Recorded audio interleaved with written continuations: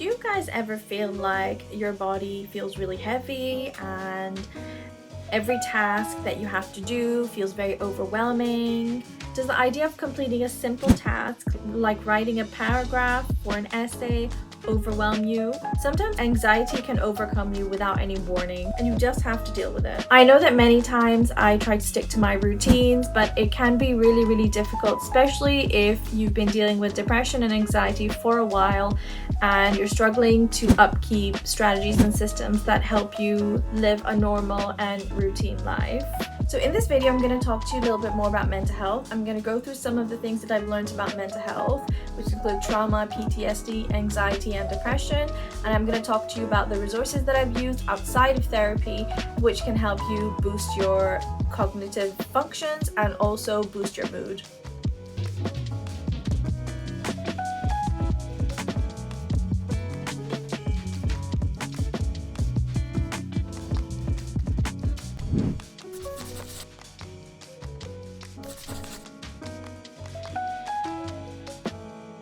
So as you've noticed, I've changed my shirt. This is because I'm filming this video over the span of this week. I'm just going to introduce myself. For those of you that are new to my channel, my name is Mona. I'm an ex-journalist. I'm also a fashion writer. I'm an ex-magazine journalist. I'm also a communication specialist. I started this YouTube channel to grow my brand and to help people advance in their career if they want to write or if they want to enhance their writing. I also dabble with a little bit of fashion content, and then I also do a little bit of productivity stuff. I'm still kind of figuring out where I want to take this YouTube brand, but I love publishing content. So if you do like my content, please subscribe to my channel and hit like if you like my content.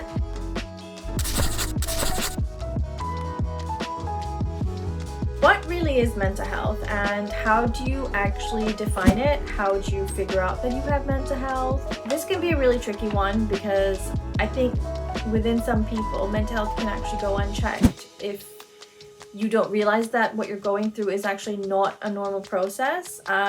Your brain basically wants to always help you. So your brain is always on your side. So what it will do at times, it will create coping mechanisms. For some people, mental health can go completely unchecked because to them, this is just a normal process that they've been doing for a very long time. So I think that's when it starts to get a bit scary, and obviously having supportive people around you to tell you that this is right or this is wrong, or that there's something going on that might be out of the ordinary is really important.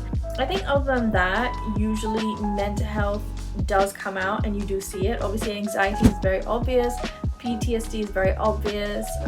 There's some conditions and diseases or illnesses which are obviously you need to go to a GP for that, but there's some of it which you could recognize, and this is why I'm doing this video, so I can talk a little bit more about how you guys can stay on top of your mental health using tried and tested tools and techniques which I've used and I've been given by my therapist. So if you stay until the end of the video, I will give you some quick links, books and other resources which have been incremental to my success within mental health.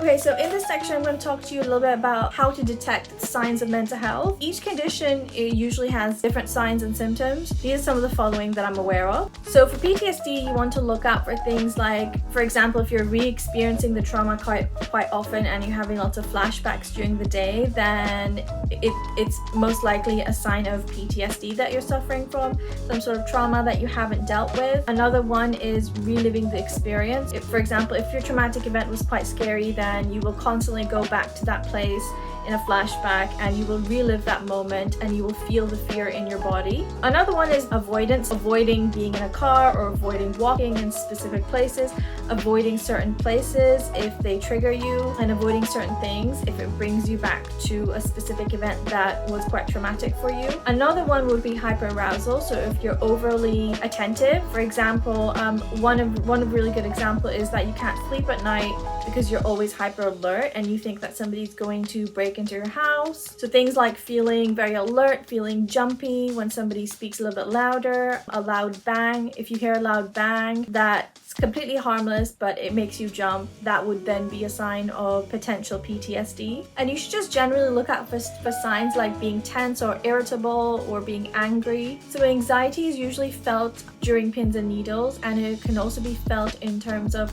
not wanting to do the things that you can do. It makes your memories quite jarred and it makes your body quite heavy. So if you're experiencing things like that, most likely it's anxiety. Sometimes some people do actually cry because of it, and you just don't understand it sometimes. So anxiety is just a very difficult situation to be in. So those would be the small signs and symptoms for anxiety. Depression would just be not wanting to do things, for example, things that you find enjoyable, like reading a book or watching a TV show. You're unable to do that. With anxiety and depression both, I think it's really difficult to concentrate, that those things are similar. So you're unable to focus on any task. I think this is more within anxiety, where you're unable to concentrate and carry out the tasks that you can do. So even if you're trying to read a book, you're not able to read any of the words, you can't concentrate. I just wanted to discuss a couple of things about PTSD, starting with what is PTSD and how do you know that you have it?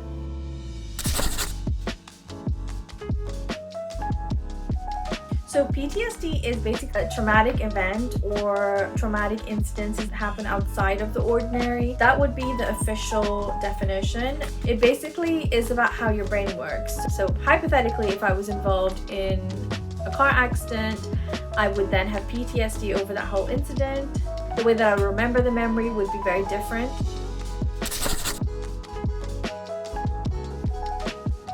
So I think the best way to deal with trauma out of personal experience and obviously from a recommended psychologist is you actually talk through the trauma with your therapist, by a trained therapist, within therapy sessions. And I think obviously I just want to mention that I personally have taken sessions on the NHS and have been quite helpful, but I know that there's other places out there too. So there is I know a lot of people use BetterHelp to find therapists online. I did find some therapists on Harley Street as well. The therapist that I did EMDR with, she was from Harley Street, and obviously if you know anything about the medical setting, you know that Harley Street is where all the top doctors, psychologists, and medical professionals are working. And at that time I felt that I really needed somebody who knew what they were doing. And so my EMDR therapist was amazing, and she was from Harley Street. So my therapist actually gave me a booklet to read which had a metaphor in it, which really helped me understand how exactly PTSD works. So it's actually called the Duvet Metaphor. The Duvet Metaphor really helped me understand exactly what was going on with me. So this is how it works. So you basically imagine your memory is a bit like a cupboard. It basically feels like somebody's running at you, screaming at you with a massive stinky and smelly duvet, saying, put that in the cupboard, put that in the cupboard. You just put it in the cupboard without thinking about it. So you basically shove it into the cupboard and walk away. But then what happens is the cupboard opens because the duvet is not shoved in properly, and the duvet pops out, and then somebody screams at you and says, put it in the cupboard, put it in the cupboard. And you keep trying to jam it inside the cupboard, but it keeps popping out. And that basically describes the duvet metaphor, which is a memory that you want to forget, you don't want to deal with, and it just keeps coming out. And the way that it comes out is in flashback, so you relive the memory again and again because you are not dealing with it and you're unable to cope with it, and you just have no coping mechanisms to deal with an event that happened and you just don't want to deal with it. Eventually what happens is the traumatic event is actually too big for you to deal with, and it becomes upsetting because it's such an icky feeling that you don't really want to deal with it. And as a result of this, what happens is you cannot move on with your life. That basically sums up PTSD. When I read this definition, it really made a lot of sense how your brain works when it comes to PTSD. Well, I will talk about EMDR in more detail in the next section. You can do EMDR therapy without understanding what PTSD is. So EMDR is, for example, if the flashbacks are getting really, really bad and you're unable to handle anything, EMDR, it basically helps you get back on track, and you don't relive the same memory again and again. It allows you to deal with it and then put it into the cupboard, but you close the cupboard door properly this time, and then whenever you need it, you can bring it out in a therapy session, and then you can put it back again, so it's not at the forefront of your life. Part of the process is actually figuring out what happened. So sometimes PTSD can be really difficult to deal with because of the way that the traumatic event actually happens. You don't remember it in the right order, so it could be different scenes that you remember. So the way that you deal with PTSD is actually rearranging your memories in the right order to remember what actually happened. And yeah, so that would be the way that you actually deal with everything.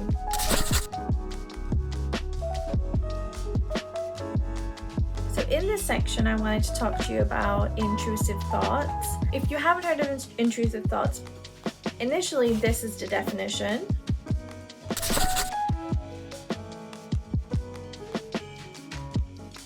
Intrusive thoughts are something that can happen quite often, and they're thoughts that could potentially stop you from doing anything else.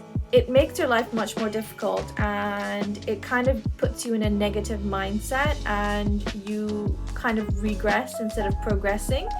And it usually happens in your mental health journey. Intrusive thoughts are honestly really, really scary. So they can be negative affirmations about your current state of mind or your current life state. For example, things like if you're looking for a job and you keep getting rejections, it kind of reiterates your negative and intrusive thoughts where you tell yourself that you're not good enough, or you'll never be able to find a job, or your skills aren't good enough. And it's really just not the case. It's just a matter of the application process. But because these situations are reaffirming, these actual incidences are reaffirming your thoughts, you get even worse intrusive thoughts. Okay, so that's just a little bit more about intrusive thoughts. So now I'm going to move on to the last and the most important part, is books and resources which have helped me in my mental health journey.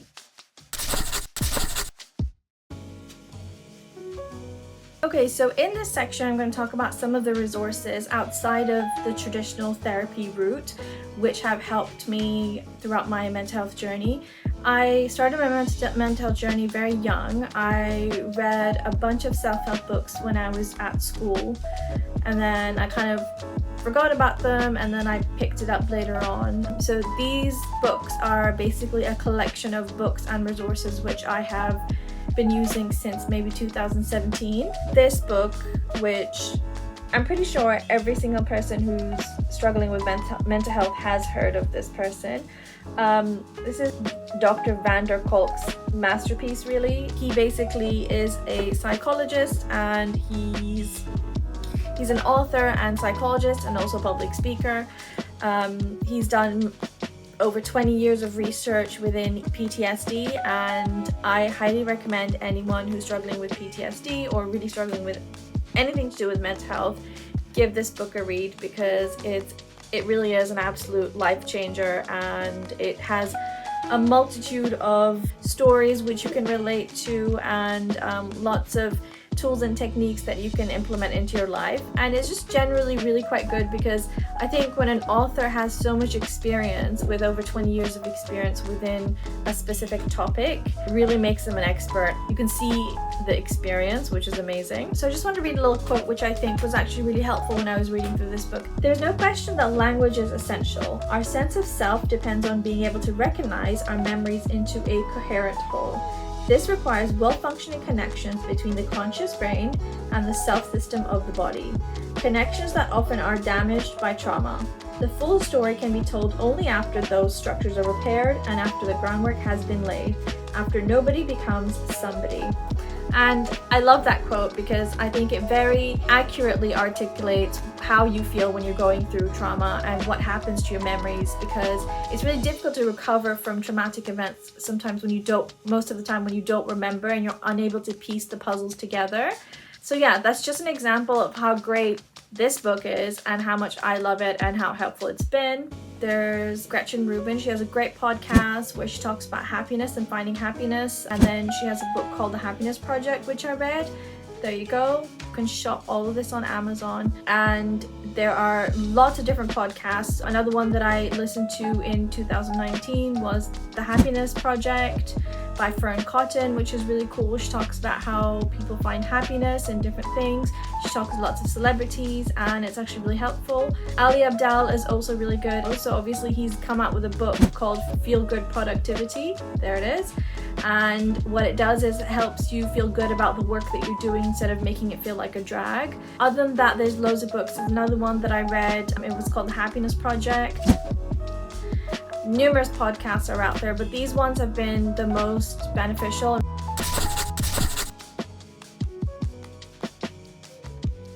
Number one on the list would be Heights Vitals Vitamins, and that's quite a recent thing because the company is quite recent. So I've been taking Vitals for 2 years, and I've also been taking probiotics. Now, I think it's really important to kind of add here that there is scientific research which links to the gut-brain axis, where it says that if you have bad or poor gut health, it usually affects your brain. So there is an axis there, it's linked together. I will try and link some of the research that I've read down below so you guys can have a look, but I've definitely read recent research which makes that connection. So I find it really important to take probiotic. I will link it down in the description box below where you can order your repeat prescriptions. But here it is. This is the probiotics, and these are the vitals. So the vitals you take two capsules a day, and then probiotics you take 1 capsule. The thing that I love about it is that you don't have to take it with food. So I usually just wake up and I take my vitamins, I have my hot water lemon, and then I actually start journaling and then carry on throughout the day, which takes me to the next point, which is journaling. So journaling I've been doing since I've literally been a child. I started journaling, I remember journaling as early as being 10 years old, but we also had a daily planner at school, which I didn't journal, but it was kind of there so I could help plan the day, plan the week, and plan the month. So yeah, it all kind of adds into that. So I use that as well. So again, I use Notion calendar. Journaling and planning your weeks and months ahead does actually help.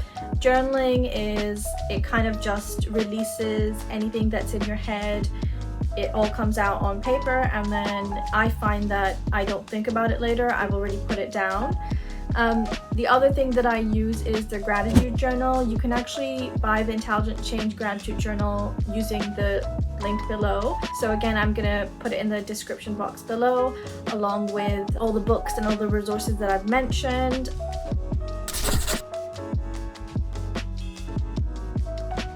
I hope you guys found this video helpful, and some of my resources might help you deal with your mental health struggles. I'm just gonna end this video here, and I'm going to link my socials down here. If you like any of my content, please like this video and subscribe to my channel so I can make some more lovely videos for you guys, which you hopefully will find helpful.